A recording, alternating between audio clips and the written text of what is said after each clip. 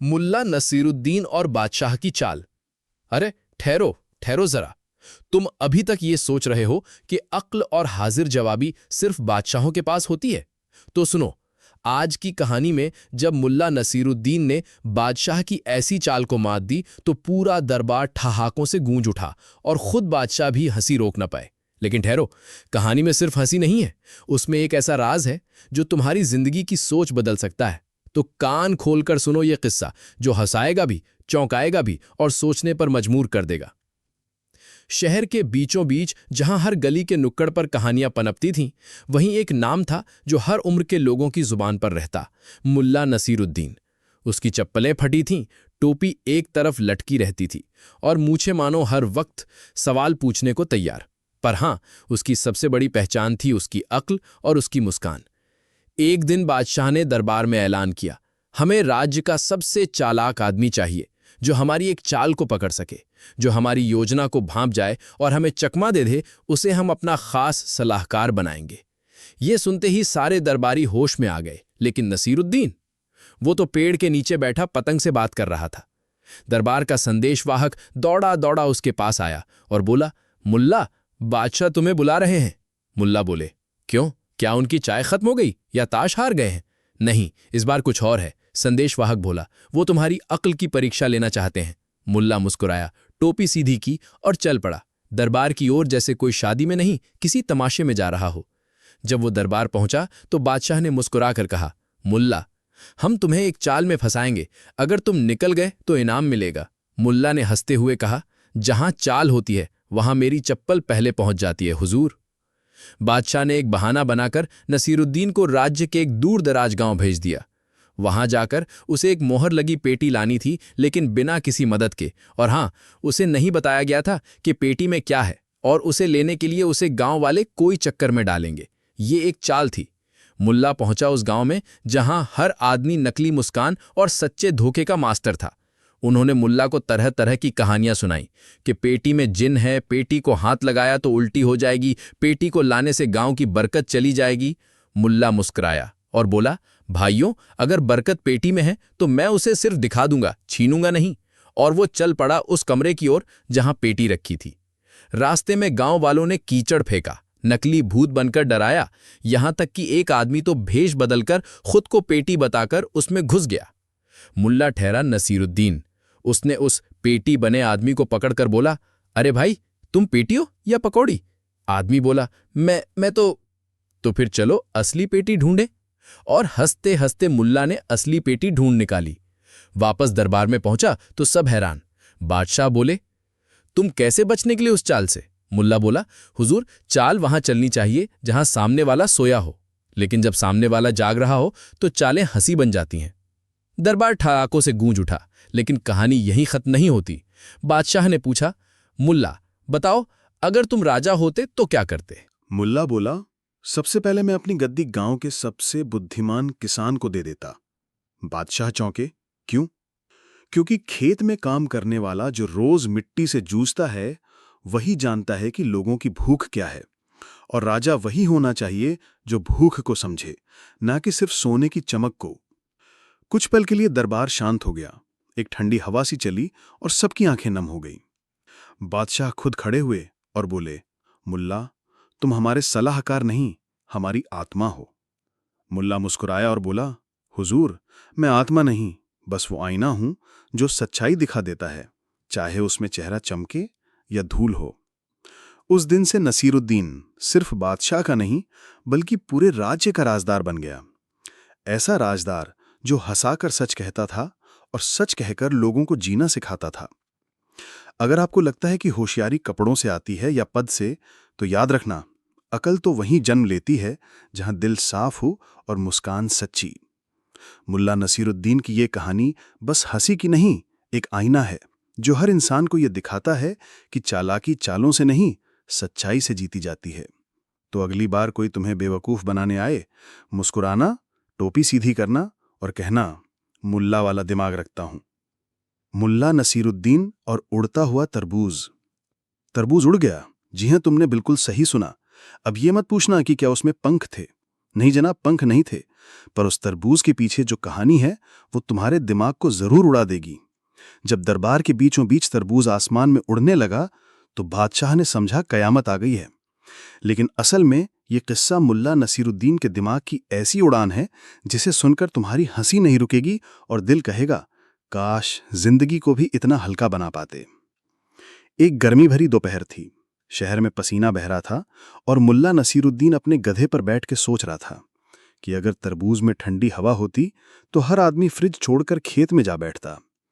उसी वक्त शहर में खबर फैली कि बादशाह सलामत ने ऐलान किया है कि जो आदमी कुछ ऐसा दिखा दे जो किसी ने कभी न देखा हो, उसे सोने की थाली और 5 ऊंट इनाम में दिए जाएंगे। अब भाई, जिसने जिंदगी भर उल्टी टोपी पहनी हो वो सीधी चीजों का क्या करेगा? मुल्ला सीधा बाजार गया। वहां से एक भारी भरकम तरबूज खरीदा, इतना बड़ा कि लोगों ने समझा कि ये कोई शाही ढक्कन है। गधे पर वो तरबूज रखकर मुल्ला गया नदी किनारे और वहां से एक बड़ा सा पतंगनुमा गुब्बारा ले आया। फिर क्या, उसने तरबूज में हल्के हल्के छेद किए, उसमें पतंग की डोरी बांधी और हीलियम गैस भर दी, जो एक जादूगर दोस्त ने उसे कभी उड़ा देना किसी दिन कहकर दी थी। अगली सुबह मुल्ला दरबार पहुंचा, हाथ में डोरी और उसके सिर के ऊपर हवा में लहराता उड़ता हुआ तरबूज। बादशाह की आंखें फटी की फटी रह गईं। ये क्या है? मुल्ला बोला, तरबूज है हुजूर, जो अब उड़ चुका है, और ये वही तरबूज है जो आपकी रसोई में था पर अब आसमान से बातें करता है। दरबार हंसी से गूंज उठा। एक मंत्री बोला, मुल्ला, ये तमाशा है या जादू? मुल्ला बोला, ना मंत्री जी, ये सिर्फ कल्पना है जो उड़ती है, अगर आप उसे बांधने की कोशिश ना करें।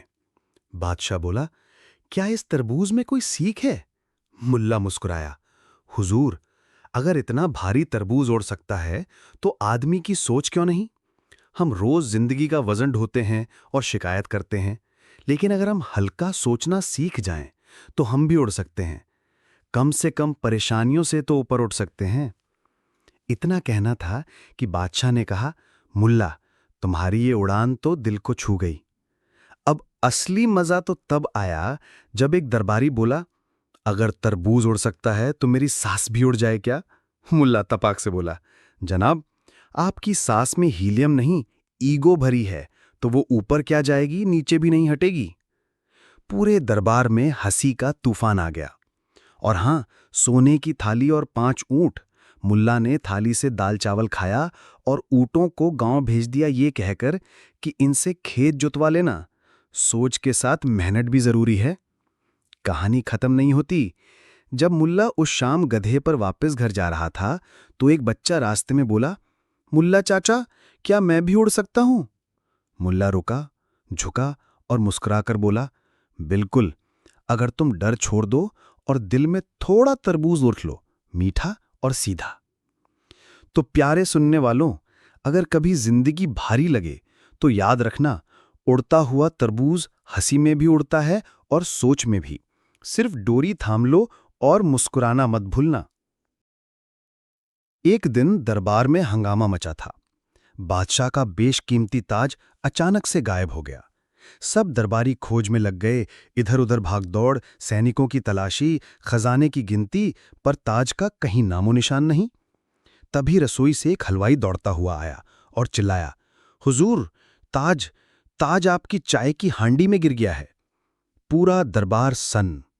बादशाह बोले, ताज चाय में? पर कैसे? हलवाई कांपता हुआ बोला, मैं हलवा बना रहा था, ताज ऊपर रखे थाल में था, बंदर ने झपटा मारा, ताज गिरा और सीधे हांडी में। अब सवाल ये नहीं था कि ताज गिरा कैसे, सवाल ये था कि अब उसे निकाले कौन। कोई हिम्मत नहीं कर रहा था, क्योंकि अगर ताज टूटा तो गर्दन गई। तब आया मुल्ला, टोपी सीधी, चाल धीमी, लेकिन आंखों में वही पुराना शरारती चमक। उसने चाय की हांडी देखी, फिर दरबारियों को देखा और बोला, चाय में ताज, फिर तो ये चाय अमृत हो गई। बादशाह बोले, ताज को सही सलामत निकालो। मुल्ला बोला, हुजूर, अगर आप ताज को एक चमचमाती चीज मानते हैं तो मैं बता दूं, वो तो अब मसालेदार हो गया है। और अगर आप उसे इज्जत की निशानी मानते हैं तो इज्जत चाय में नहीं गिरती, वो दिलों में होती है। फिर उसने चुटकी ली। लेकिन एक बात है, अब ये चाय इतनी कीमती है कि पूरे राज्य को पिलानी चाहिए। और उसने हांडी से बड़ी सफाई से ताज निकाला, बिना एक बूंद चाय गिराए। बादशाह बोले, कैसे किया ये? मुल्ला हंसते हुए बोला, बस उसी तरह जैसे आप करों में टैक्स निकालते हैं, धीरे से, मुस्कुराकर और सबको चाय पिलाकर। पूरा दरबार हंसी से लोटपोट। और बादशाह ने कहा, मुल्ला, तुम तो हमारी चाय में भी सच्चाई ढूंढ लाते हो। 2. मुल्ला नसीरुद्दीन और दरबार में नाचता ऊंट। ऊंट? और वो भी नाच रहा है, वो भी दरबार में? अरे भई, जब बात मुल्ला नसीरुद्दीन की हो तो ऊंट क्या, दरबार की दीवारें भी डोलने लगें तो कोई ताज्जुब नहीं। बात उस दिन की है जब बादशाह बहुत उदास थे। बोले, मुझे कुछ नया चाहिए, कुछ ऐसा जो पहले कभी न देखा हो। एक दरबारी बोला, हुजूर, हम नाचने वाले बुलाते हैं। दूसरा बोला, कठपुतली का खेल दिखाए। तीसरा, जादूगर बुलवाए। बादशाह ने सबको नकार दिया। और तब आया मुल्ला। बोला, हुजूर, क्या आपने कभी ऊंट को नाचते देखा है?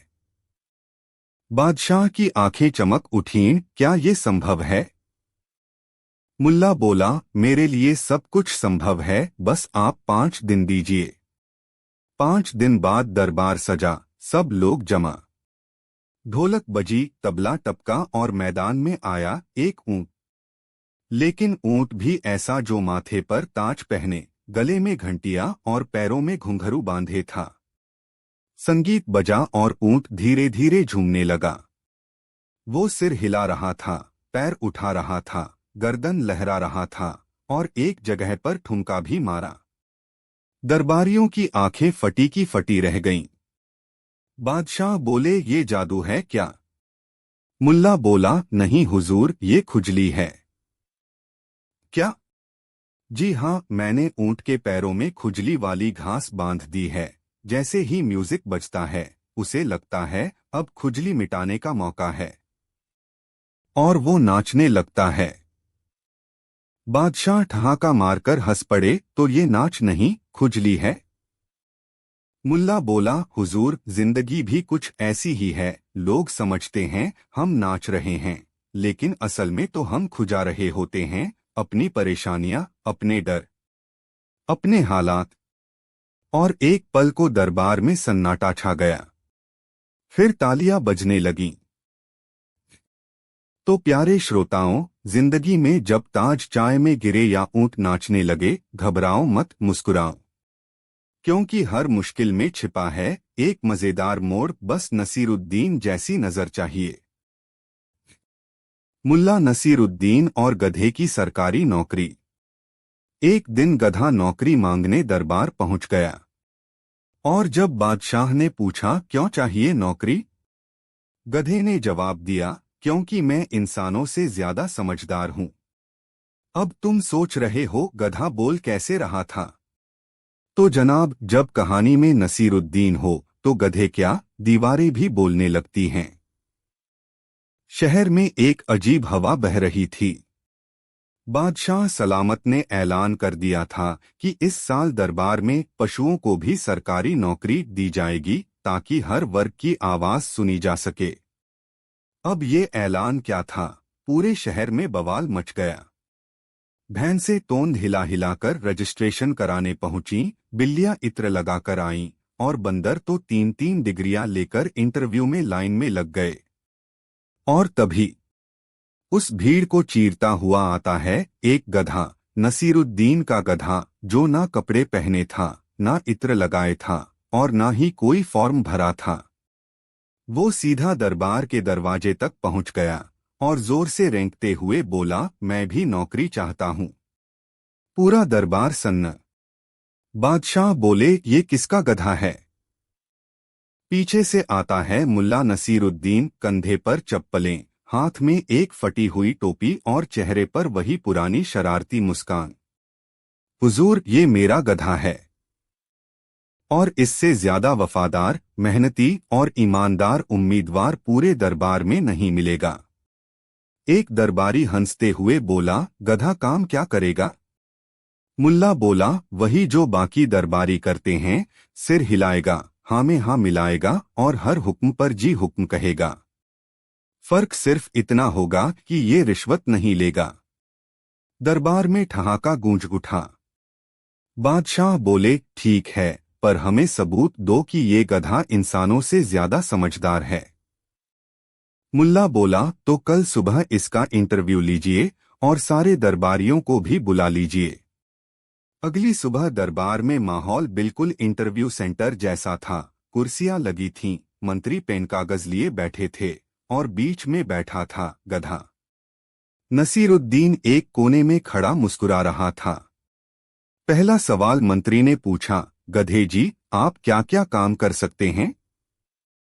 मुल्ला ने गधे के कान में कुछ फुसफुसाया और गधा रेंकने लगा। मुल्ला बोला, इसका मतलब है मैं पूरे दिन मेहनत कर सकता हूं बिना शिकायत किए। दूसरा सवाल, आप रिश्वत लेंगे?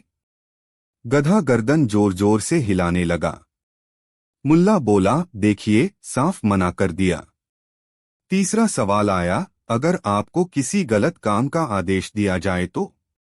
गधा एकदम सीधा खड़ा हो गया और आंखें बंद कर लीं। मुल्ला बोला, इसका मतलब है मैं आंखें बंद करके भी गलत नहीं करूंगा। पूरा दरबार अब तक गधे की बातों से हतप्रभ था। तभी एक दरबारी बोला, अगर ये गधा इतना होशियार है तो इससे एक कविता सुनवाइए। मुल्ला बोला, बिल्कुल, सुनिए। और उसने गधे के आगे एक बांसुरी बजा दी। गधा रेंकने लगा, लेकिन रेंकने में एक अजीब सी लय थी। मुल्ला बोला, ये रही गधगीत जो बताता है कि कैसे गधों को इंसान बनाया जा सकता है और कैसे इंसानों में गधापन बचाया जा सकता है। दरबार में पेट पकड़कर हंसी आने लगी। बादशाह ने हंसते हुए कहा, मुल्ला, तुमने साबित कर दिया कि तुम्हारा गधा दरबारियों से बेहतर है। मुल्ला मुस्कराया, हुजूर, फर्क सिर्फ यह है कि ये गधा झूठ नहीं बोलता, धोखा नहीं देता और कभी भी वादा करके मुकरता नहीं। और दरबारी? बादशाह बोले, समझ गए मुल्ला, समझ गए। उसी दिन बादशाह ने आदेश निकाला, गधे को राज्य का ईमानदारी सलाहकार नियुक्त किया जाए और उसकी तनख्वाह सीधे हरे चारे में दी जाए। कहानी यहीं खत्म नहीं होती। उस रात मुल्ला अपने गधे से पूछता है, तू अब नौकरी पर है, कुछ कहना है? गधा एक लंबी सांस लेता है और चुपचाप उसके कंधे पर सिर टिका देता है। मुल्ला हंसते हुए कहता है, अब देखना, तुझसे सब सीखेंगे। बस इंसान बनने के लिए तेरा गधापन अपनाना पड़ेगा। तो दोस्तों, अगली बार जब कोई आपको गधा कहे तो बुरा मत मानना, क्या पता वो आपको ईमानदार और बुद्धिमान कह रहा हो, बस खुद नहीं समझ रहा। तैयार हो जाइए, कहानी पेश है। एक मुल्ला नसीरुद्दीन और दरबार की बोलती खिचड़ी।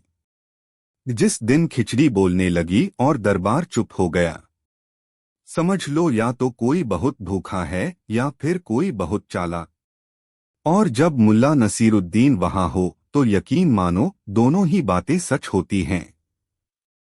बात उस समय की है जब बादशाह का मन हर रोज राज दरबार की राजनीति और तर्कों से उब गया था।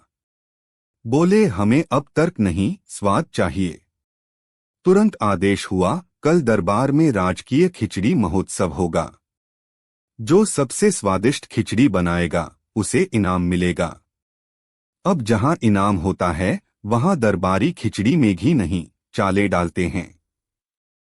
और सबसे आगे था मंत्री हरिदत्त, जिसने कहा, मैं पहाड़ी जड़ी बूटी वाली खिचड़ी बनाऊंगा। दूसरा बोला, मैं बादामी शाही खिचड़ी बनाऊंगा।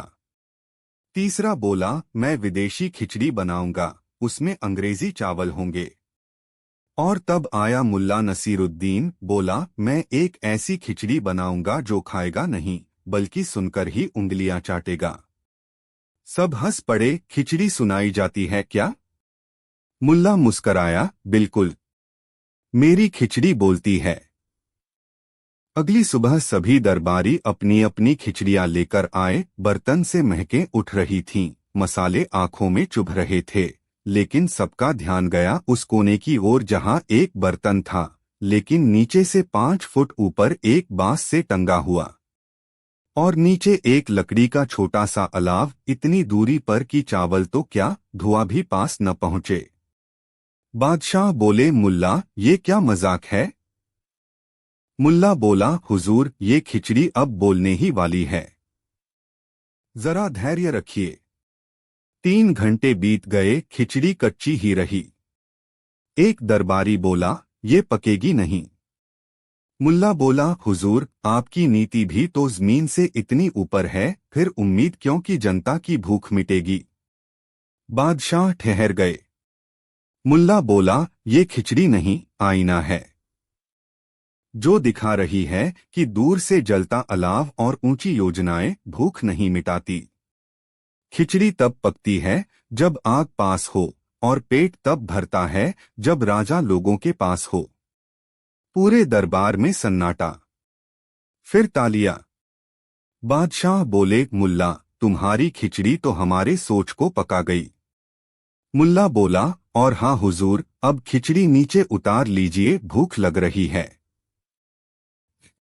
2 मुल्ला नसीरुद्दीन और नकली दरवाजा। तो क्या कभी ऐसा हुआ है कि तुम घर के अंदर ही रहो और लोग कहें, बाहर क्यों खड़े हो?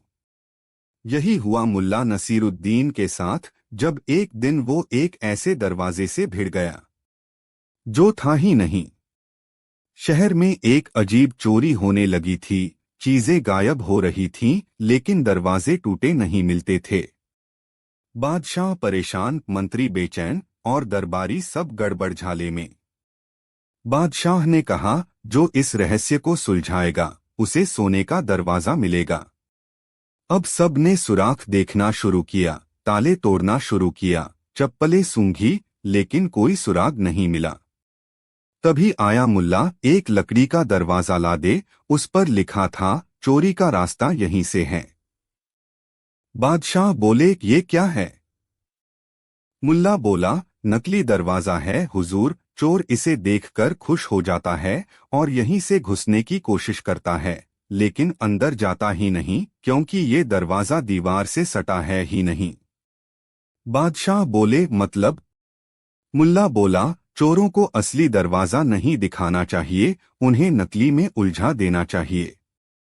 रात को दरबार के बाहर वही नकली दरवाजा लगाया गया, और अगली सुबह क्या देखे, एक चोर दरवाजे से चिपका पड़ा था, सिर फंसा हुआ, और बोला, अरे भाई, ये खुलता क्यों नहीं? मुल्ला आया, हंसते हुए बोला, क्यों जनाब, ये तो सरकारी सिस्टम जैसा है, दिखता है मगर चलता नहीं। पूरे दरबार में हंसी का तूफान। बादशाह बोले, मुल्ला, तुमने तो चोरी से ज्यादा हमें हमारी हकीकत दिखा दी। मुल्ला बोला, हुजूर, असली दरवाजे लोगों के घर में नहीं होते, वो उनके दिमाग और नियत में होते हैं। और जब नियत में दरवाजा बंद हो तो चोर खुद फंस जाता है। तो प्यारे सुनने वालों, अगर जिंदगी में खिचड़ी नहीं पक रही तो देखो आग कितनी दूर है। और अगर दरवाजे बंद लग रहे हैं तो ध्यान देना, कहीं वो नकली तो नहीं। मुल्ला नसीरुद्दीन की ये कहानियां सिर्फ हंसाने नहीं, सोच बदलने आई हैं। कहानी 1, मुल्ला नसीरुद्दीन और दरबार की नाक कट गई। उस सुबह शहर के आसमान में जैसे हंसी गायब हो गई थी। पक्षी तो चहचहा रहे थे, लेकिन इंसानों की शक्लें देखो तो लगता जैसे किसी ने पूरी बस्ती को एक ही तवे पर उलट-पलट दिया हो। और उस माहौल में मुल्ला नसीरुद्दीन अपनी गली के चाय वाले से कह रहा था, चाय गरम दे देना, लेकिन खबर ठंडी होनी चाहिए। चाय वाले ने पूछा, क्या खबर है आज? मुल्ला बोला, खबर ये है कि बादशाह सलामत की नाक दरबार में कट गई है। क्या? नाक कट गई? हाँ, बिल्कुल। और अब पूरा शहर डर में है कि किसकी नाक अगली है। असल में हुआ ये था कि दरबार में कल एक सभा हुई थी। बादशाह सलामत ने ऐलान किया कि अब से हर दरबारी को सच्चाई बोलनी होगी, चाहे वो कितनी भी कड़वी क्यों न हो। लेकिन जैसे ही उन्होंने ये कहा, एक दरबारी खड़ा हुआ और बोला, हुजूर, आपकी नीतियां अब पुरानी हो चली हैं। बस इतने में बादशाह का चेहरा लाल। बोले, तुमने ये कैसे कहा? वो बोला, हुजूर, आप ही ने आज सच्चाई बोलने को कहा था। दरबार में सन्नाटा। और वहीं किसी ने धीरे से कहा, अब नाक कट गई दरबार की। बात शहर में फैल गई। बादशाह ने अपनी ही बात से अपनी इज्जत गिरा ली। मुल्ला को जब ये बात पता चली तो उसने सीधा अपना गधा उठाया और चल पड़ा दरबार की ओर। टोपी तिरछी, चप्पलें उल्टी और आंखों में वही पुरानी चमक। दरबार पहुंचा तो बादशाह नाराज बैठे थे। बोले, मुल्ला, क्या तुम भी मेरी नीतियों को पुराना मानते हो? मुल्ला बोला, हुजूर, नीतियां पुराने नहीं होते, लेकिन जब नाक ऊंची हो जाए तो सोच नीचे रह जाती है। तुम्हारा मतलब क्या है? मतलब ये, हुजूर, कि जो राजा सच्चाई सुनना नहीं चाहता वो सबसे पहले खुद को धोखा देता है। आपकी नीतियां नहीं, आपकी सोच धूल खा रही है। पूरे दरबार की सांसें थम गईं। मुल्ला चुपचाप आगे बढ़ा, अपनी टोपी निकाली और बादशाह के सामने रख दी। यह क्या है? मेरी टोपी, हुजूर। मैं इसे सिर पर रखता हूं क्योंकि इसमें इज्जत है। लेकिन जब कोई राजा अपनी नाक को अपनी सबसे बड़ी पहचान बना ले तो वो टोपी नहीं, ताज से डरने लगता है। बादशाह कुछ नहीं बोले। सब चुप। मुल्ला ने धीरे से कहा, अगर सच्चाई बोलने से दरबार की नाक कटती है तो हुजूर, एक दिन दरबार ही नहीं रहेगा, सिर्फ डर रहेगा। और डर में राजा नहीं चलता, बस नौटंकी चलती है। बादशाह उठे, अपनी तलवार को नीचे रखा और बोले, मुल्ला, आज तुमने मेरी आंखें खोल दी। मुल्ला बोला, नहीं हुजूर, आपकी आंखें नहीं, आपकी नाक नीचे रख दी, अब आप जमीन देख पाएंगे। उस दिन से दरबार में एक कानून बना, नाक से नहीं, अक्ल से काम लो। और पूरा शहर ठहाकों के साथ जीने लगा। कहानी 2, मुल्ला नसीरुद्दीन और उल्टा बजता बाजा। शाम का वक्त था और पूरा शहर अपने अपने कामों से फुर्सत पा चुका था। कुछ लोग चौक में गपशप कर रहे थे, कुछ अपनी दुकानों के सामने खड़े चाय की चुस्कियां ले रहे थे, और वहीं एक कोने में मुल्ला नसीरुद्दीन अपने गधे की पीठ पर बैठकर बाजा बजा रहा था, लेकिन उल्टा। बाजा यानी बीन जैसा एक वाद्य यंत्र जो जमीन से नहीं, हवा से बोलता है। और जब वो उल्टा बजाया जा रहा हो, मतलब मुंह की जगह उसे हवा दे रहे हो उसके पिछले हिस्से से, तो या तो आवाज आएगी या बवाल। और हुआ भी वही। एक दरबारी ने पास से गुजरते हुए देखा और चिल्लाया, मुल्ला, ये क्या बेहूदगी है? बाजा उल्टा कौन बजाता है? मुल्ला बोला, जब सोच उल्टी चल रही हो तो बाजा सीधा कैसे बजे? बात फैलते फैलते दरबार पहुंची। बादशाह ने बुलाया, मुल्ला, ये क्या कर रहे हो? हुजूर, मैंने सोचा अगर दरबार में उल्टी नीतियां चल सकती हैं तो बाजा क्यों नहीं? बादशाह तिलमिलाए, तुम कह रहे हो हमारी नीतियां उल्टी हैं? जी हाँ हुजूर। आपने पढ़े लिखों को दरबारी बना दिया और समझदारों को गली में छोड़ दिया। आपने दिखावे को इनाम दिया और सच्चाई को सजा। पूरे दरबार में फिर वही सन्नाटा। मुल्ला ने आगे कहा, अगर बाजा सीधा भी बजाऊं तो उसकी धुन क्या कहेगी? वही जो आपकी जनता हर रोज गुनगुनाती है। कहाँ गए वो दिन जब राजा जनता का था? अब तो जनता ही राजा की नौकरी करती है। बादशाह चुपचाप बैठ गए। और फिर मुल्ला ने वही उल्टा बाजा उठाया, एक लंबी सी धुन छेड़ी और कहा, जब तक सोच उल्टी है तब तक संगीत सीधा नहीं हो सकता। बादशाह मुस्कराए, फिर बोले, मुल्ला, आज से दरबार में हर मुद्दे पर जनता की राय सुनी जाएगी। मुल्ला ने कहा, और बाजा? बादशाह बोले, अब वो सीधा बजेगा।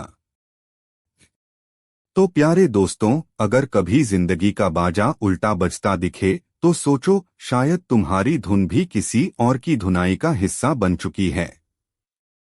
और अगर नसीरुद्दीन जैसा कोई टोपी वाला मिल जाए तो उससे सीखना, क्योंकि वो उल्टा दिखता है मगर सीधी बात करता है।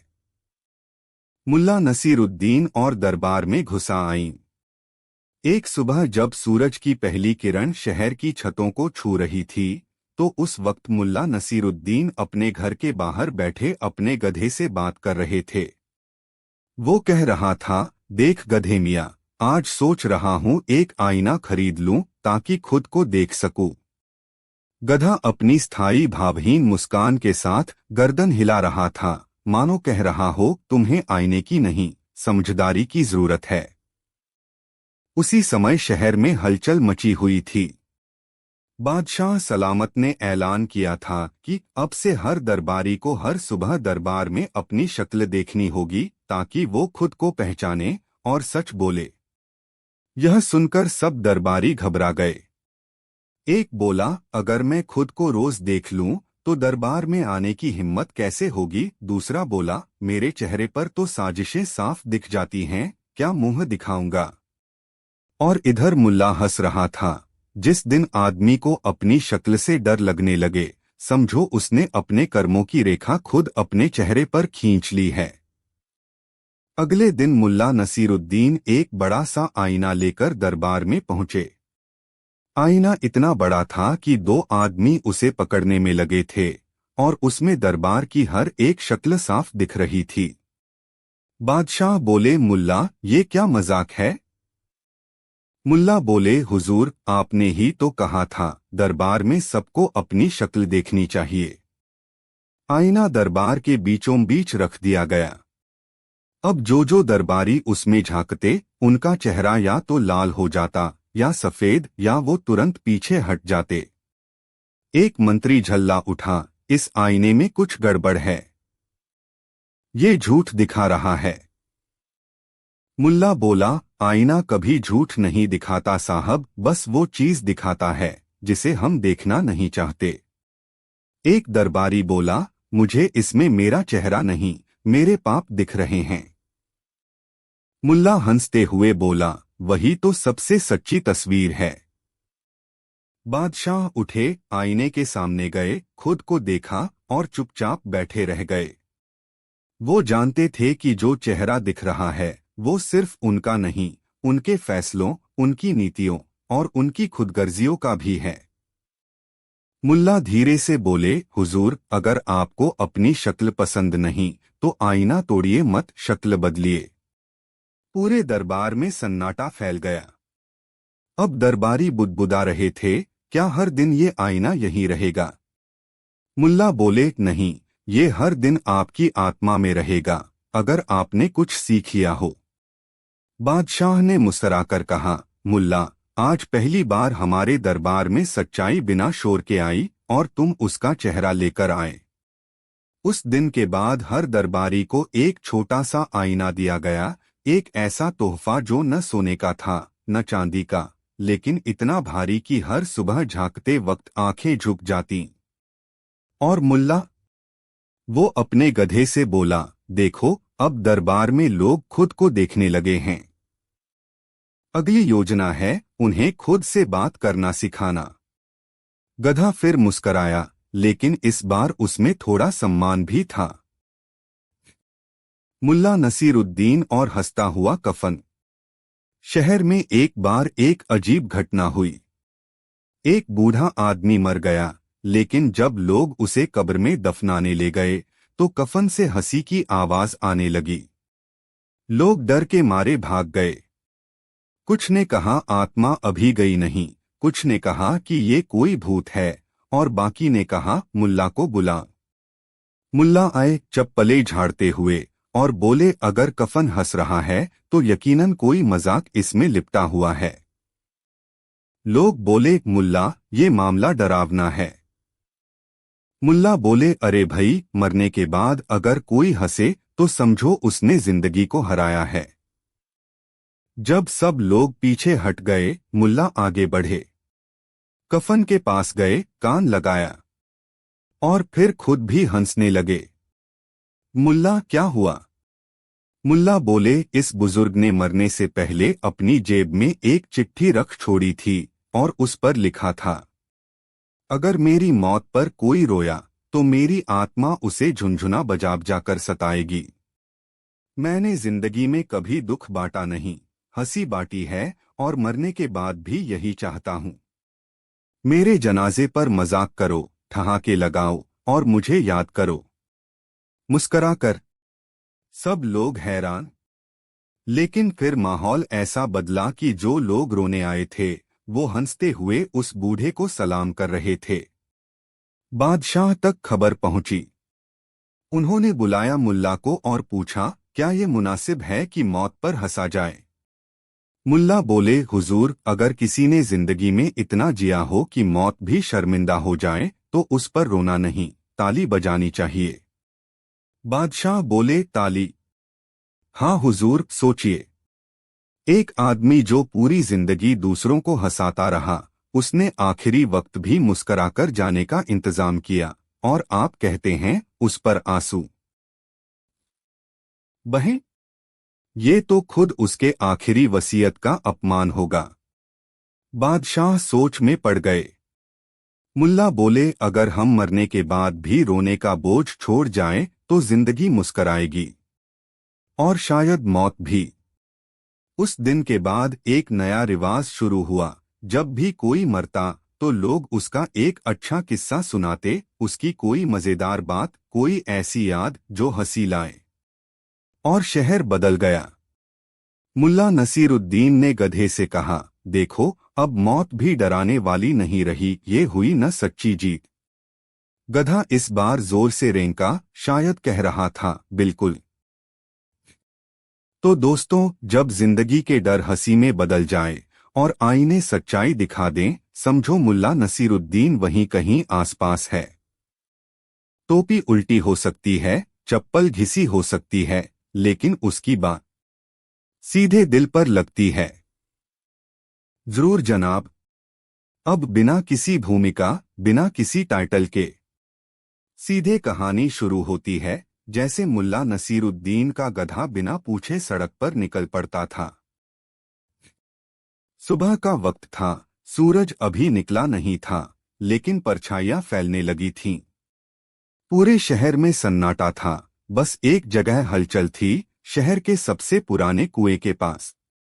वहां एक भीड़ जमा थी और बीच में बैठा था मुल्ला नसीरुद्दीन अपने गधे को पानी पिलाते हुए।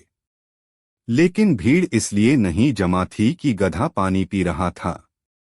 भीड़ इसलिए थी क्योंकि कुएं के अंदर से एक आवाज आ रही थी, मुझे निकालो, मैं फंस गया हूं। सब लोग सोच रहे थे, अरे, कोई आदमी कुएं में गिर गया। कुछ रस्सियां ले आए, कुछ बाल्टियां। किसी ने कहा, मुल्ला, तू सबसे चतुर है, तू ही उतर जा अंदर। मुल्ला ने कुएं में झांका, 2 मिनट चुप रहा और फिर बोला, ये तो कोई आदमी नहीं, ये उसकी आत्मा है जो अपने झूठ में गिर गई है। लोग हंसे, अबे झूठ की आत्मा भी कुएं में गिरती है क्या? मुल्ला बोला, हाँ। और अगर उस झूठ को निकालना है तो पहले हर आदमी को अपनी बात सच में बदलनी होगी। दरअसल हुआ ये था कि उस शहर में एक बाबा आया था। वो बोला, जो भी इस कुएं में झांकेगा उसे अपना भविष्य दिखेगा। अब जब लोग झांकने लगे तो उन्होंने जो देखा वो किसी को पसंद नहीं आया। किसी को दिखा वो बूढ़ा होकर अकेला बैठा है। किसी को दिखा उसका बेटा उससे पैसे छीन रहा है। किसी को दिखा उसकी बीवी किसी और को देख रही है। अब डर के मारे लोगों ने कुएं को मनहूस कह दिया। बाबा भाग गया। लेकिन आवाज अब भी आ रही थी, मुझे सच में बदलो, मुझे बाहर निकालो। मुल्ला बोला, ये कुआं अब सच का दर्पण बन गया है और जो डर के मारे इससे मुंह मोड़ेगा वो खुद से कभी नहीं मिल पाएगा। किसी ने कहा, लेकिन इसका इलाज क्या है? मुल्ला बोला, अपने झूठ को नाम दो, स्वीकार कर लो, और तब देखना कुएं से आवाज आनी बंद हो जाएगी। लोग बोले, ऐसा कैसे मुमकिन है? मुल्ला बोला, ठीक है, सबसे पहले मैं ही कोशिश करता हूं। उसने अपनी टोपी उतारी, कुएं के सामने बैठ गया और कहा, मैं मानता हूं कि मैंने कई बार दूसरों को मूर्ख बनाया, हंसी के नाम पर, चालाकी के नाम पर, लेकिन मैं जानता हूं मैं भी गलत था। कुएं से आवाज आई, एक सच बाहर निकला। लोग चौंक गए। फिर एक बूढ़ा आदमी सामने आया, बोला, मैंने अपनी बहू को हमेशा ताने दिए, अब वो बोलती नहीं और मैं तन्हा हूं। आवाज आई, दूसरा सच भी बाहर आया। फिर एक और, फिर एक और। लोगों ने अपने सच बोलने शुरू कर दिए, छोटे बड़े, छिपे हुए और डरे हुए। और हर बार कुएं से आवाज आती, अब मैं हल्का हो रहा हूं, अब मैं सांस ले रहा हूं। शाम तक वो कुआं बिल्कुल शांत हो गया। अब उसमें से सिर्फ पानी की आवाज आ रही थी, जैसे कोई नदी किसी से बात कर रही हो। बादशाह को खबर दी गई, हुजूर, अब कुआं ठीक हो गया। बादशाह खुद आए। मुल्ला बोले, हुजूर, आप भी एक बार झांक लीजिए, शायद आपके भी कुछ सच अंदर पड़े हों।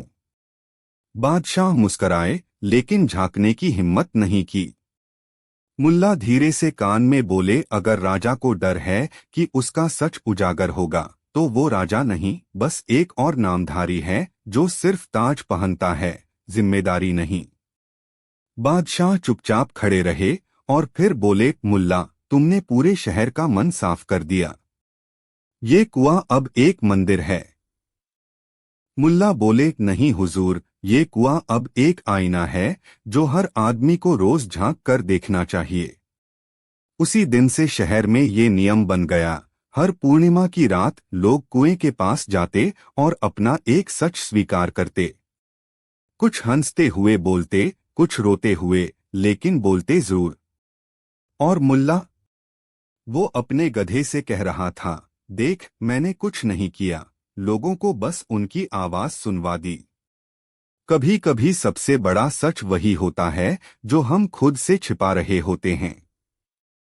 गधा चुपचाप बैठा रहा, लेकिन उसकी आंखों में हल्की सी नमी थी, शायद उसने भी अपने मन का कोई झूठ कबूल कर लिया था।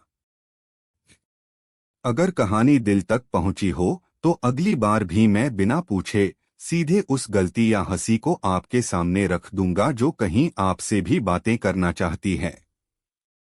कहें तो अगली कहानी अभी सुनाऊं।